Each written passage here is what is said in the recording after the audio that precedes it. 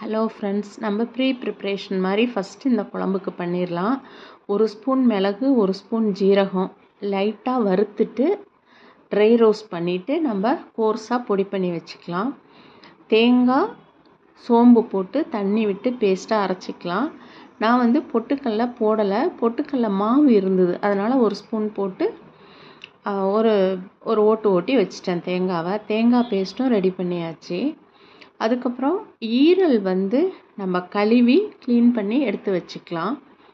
இதுக்கு தேவையானது சின்ன வெங்காயம், பூண்டு, கருவேப்பிலை, கொத்தமல்லி, தக்காளி, இஞ்சி பூண்டு பேஸ்ட்டு. அந்த ஈரல் ஸ்மெல்லு வராமல் இருக்கிறதுக்காக சில பேருக்கு பிடிக்காது. அப்படி இருக்கிறவங்க கழுவிட்டு நம்ம மஞ்சளும் தயிரும் போட்டு ஒரு 10 நிமிஷம் ஊற வச்சுட்டு அதுக்கப்புறம் கழுவிட்டு நம்ம யூஸ் பண்ணோம்னா அந்த ஈரலோட ஸ்மெல் ரொம்ப வராது. ஒரு குக்கரில் எண்ணெய் விட்டுக்கலாம். தாளிக்கிறதுக்கு பட்டை, கிராம்பு, ஏலக்காய், பிரிஞ்சி இலை அதை போட்டு தாளிச்சிக்கலாம். இதெல்லாம் பொரிஞ்சோன்னே நம்ம ஃபஸ்ட்டு இஞ்சி பூண்டு பேஸ்ட்டை போட்டுடலாம். கொஞ்சம் நிறைய இஞ்சி பூண்டு பேஸ்ட்டு போட்டால் நல்லா வாசனையாக இருக்கும், ஈரலோட ஸ்மெல்லும் ரொம்ப வராது.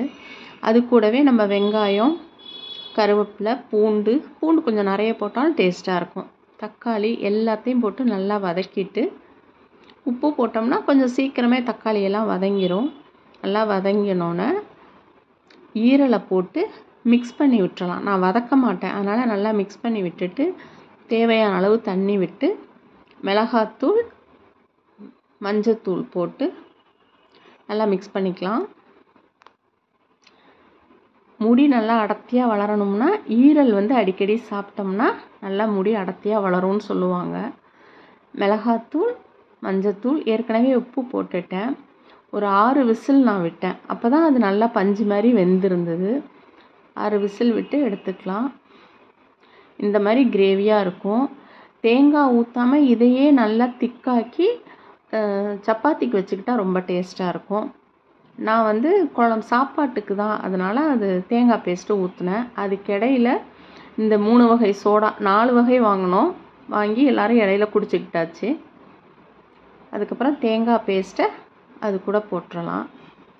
அது போடுறப்பயே அந்த நம்ம மிளகு ஜீரகம் நுணுக்கி வச்சுருந்ததையும் போட்டுக்கலாம்.